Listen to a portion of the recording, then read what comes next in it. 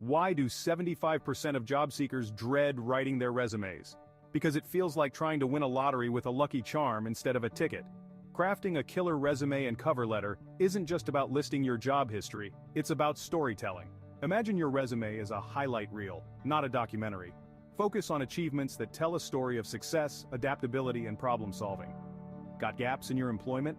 Spin it as a period of personal growth or skill development. Tailor your cover letter to speak directly to the company's needs and culture, making it as personalized as a direct message. And hey, don't forget to proofread.